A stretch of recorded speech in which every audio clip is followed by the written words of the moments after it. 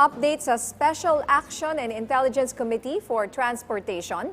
Ating tatalakayin kasama si Sir Charlie Del Rosario, ang hepe ng DOTR Command and Control Operations Center. Magandang tanghali, sir, and thank you for joining us. Thank you, Sir Dan. Thank you. Ayan, sir, sa ngayon, ilan na ang nahuling? Mag-umpisa tayo sa mga nahuli na kolorum na naitala nitong buwan ng November. At papaano ito at hanggang kailan ang operasyon ng Special Action and Intelligence Committee for Transportation laban sa mga kolorum na ito? Ayon sa ating datos o nakuha kong numero, mula nung November 1 hanggang kahapon, meron na pong 65 na kolorum vehicles ang ating nahuli. At ito'y tuloy-tuloy, no? Hindi tayo titigil hanggang meron pong nangongolorum. Dahil po yan ay paninigurado na rin, no, sa safety ng ating mga mananakay. Alam naman natin na illegal na activity yan. At dapat lamang na ating tuloy-tuloy na aksyonan yan for the protection of the public. Sir, mula po dun sa mga nahuhuling driver, no, posible po bang mapanagot din yung mga operator nito? Kasama sa mapapanagot yung mga operator niyan. Kasi yung multa naman yan, indivisible. Hindi naman po nahahati. No? So, ang multa administratively, no, ay naipapataw po sa driver at saka sa ating mga operators. Alright. Para naman po sa mga apektadong pasahero ng mahuhuling kolorum na bus at iba pang sasakyan, paano po maililipat ang mga ito upang hindi maabala o malate sa kanilang trabaho o pupuntahan?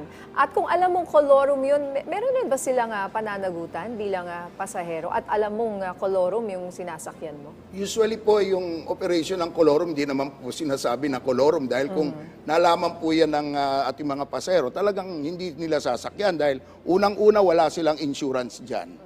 No? Wag naman sana may mangyaring masama, ni 5, wala ho silang makukuha dyan.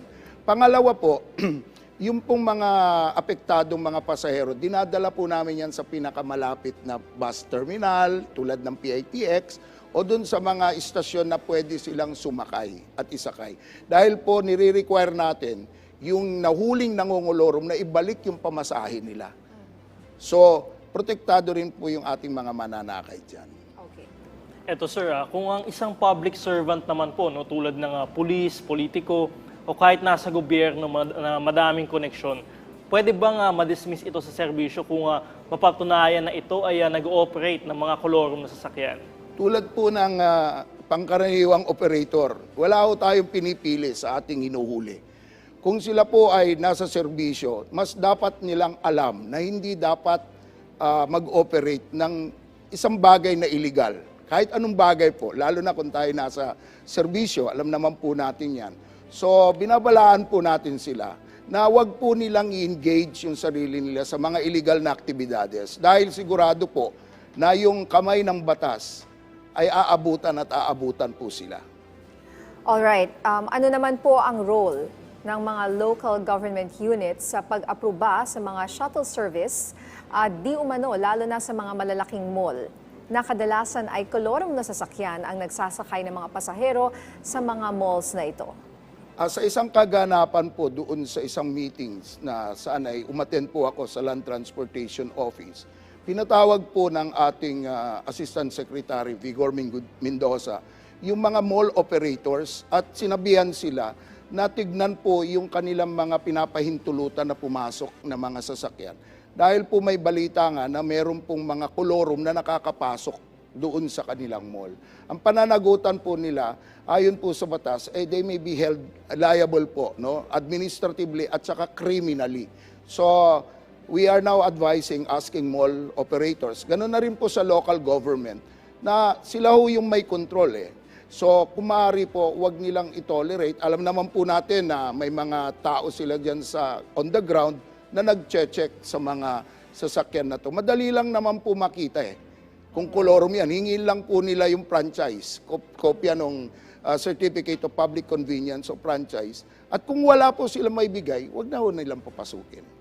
Sir, ito ano naman po yung mga hakbang, Special Action and Intelligence Committee for Transportation sa mga nais po mag-file ng complaint sa mga colorum? At ilang araw po aabutin bago ito ma-actionan? Actually po, may natatanggap na po tayong feed, no? Intelligence report. At kami nakaka-action kaagad. Tingnan niyo po yung napakaliit na panahon na lumabas yung department order creating po yung SAIC, no? CCOC. 65 na ho kaagad yung ating nahuli. Dito'y nakikipagtulungan na po ang publiko. Nagsesend sila ng information sa amin, intelligence report. Ina-actionan po pa ho natin kaagad. Pero napakalaki po kasi ng kamay nilaan na lang na ma-actionan. Pero lagi po nating alalahanin na hindi lang po SAIC ang gumagawa nito. SAIC is just one group. Kasama po natin dyan ang LTO, kasama po natin dyan ang LTFRB na pinamumulaan ni Chairman Guadis.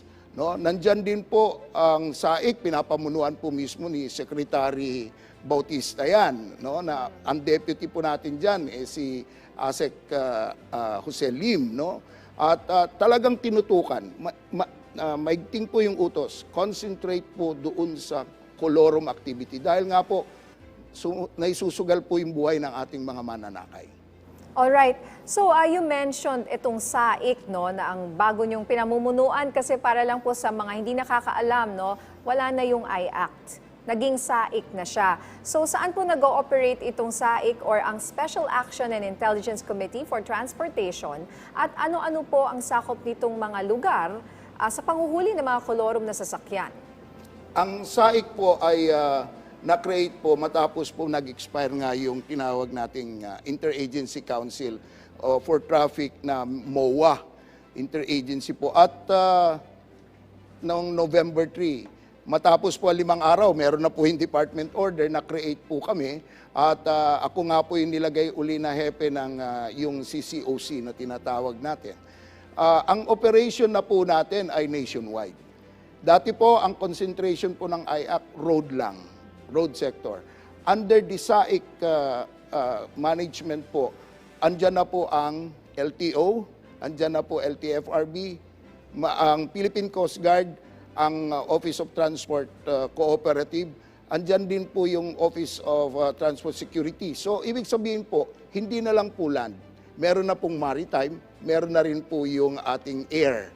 So, binubuo pa po namin yung setup at pag nabuo na po yan, pwede na po tayong ma-deploy sa mga areas na ito. Sa ngayon po, nandyan ho kami sa road, EDSA Bus Carousel, at of course, meron kaming special group, action group, na kung saan sila naman po ang nag-concern doon sa mga colorum activities.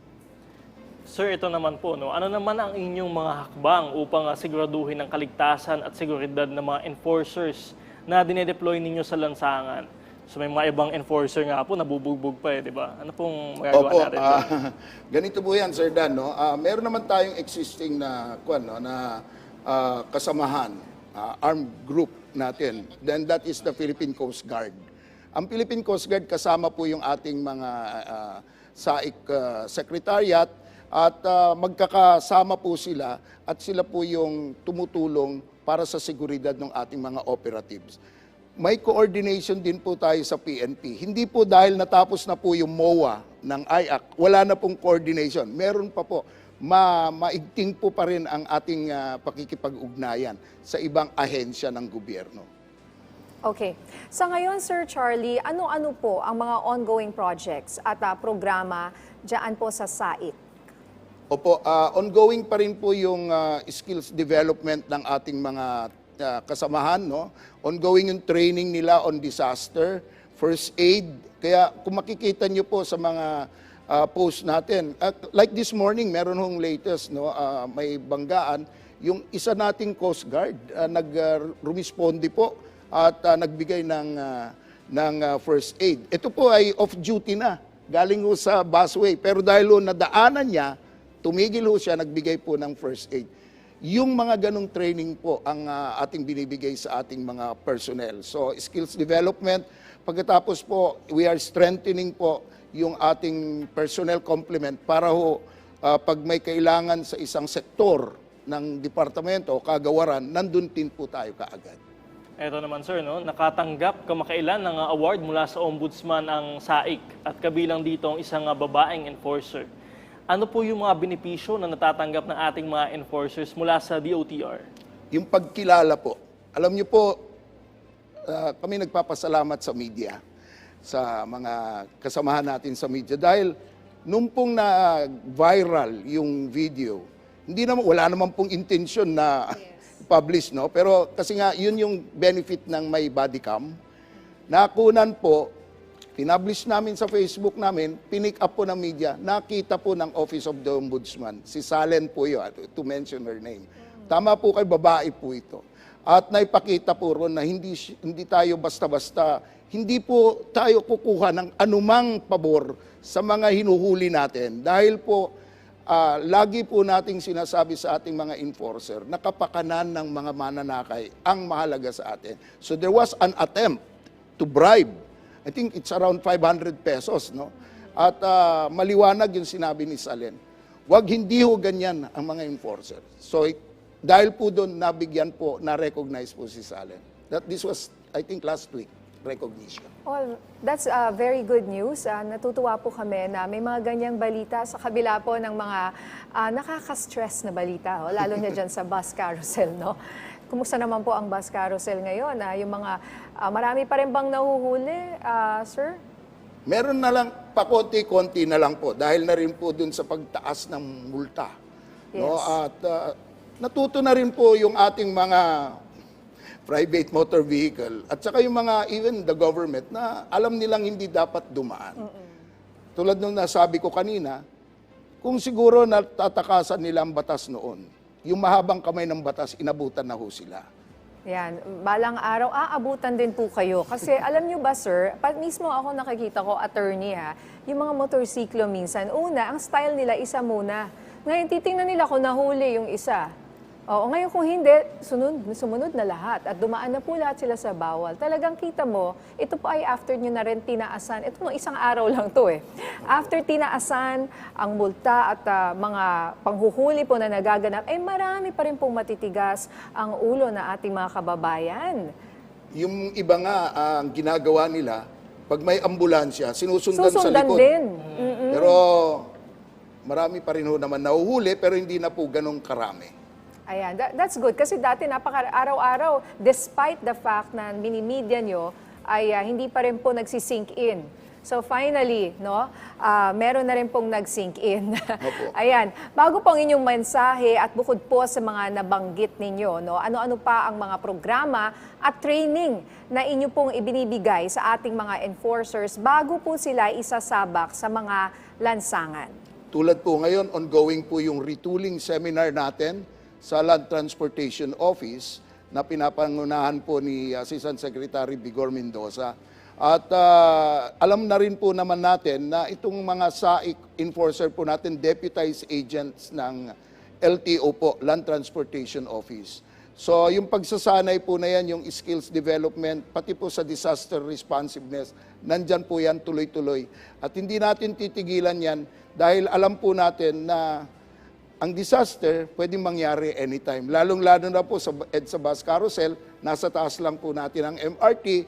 So may training po tayo dyan, wag naman, but if it happened, ready po ang SAIC dyan. Sir, mensahe at paalala nyo na lang po, no? Lalo na sa mga operator ng mga kolorum na sasakyan.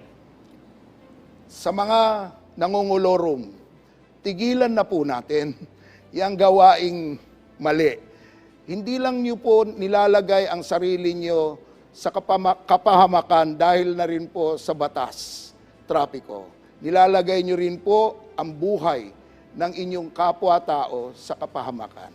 So sa lahat ng nangungulorum po, tigilan na po natin yan dahil po nandyan po ang SAIC, nandyan po LTO, nandyan po LTFRB, nandyan po ang buong kagawaran ng transportasyon upang kayo ay pigilan.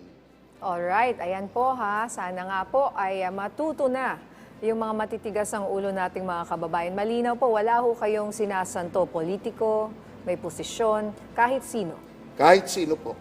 Alright, thank you sir sa inyong oras. Charlie Del Rosario, ang hepe ng DOTR Command and Control Operations Center ng SAIC.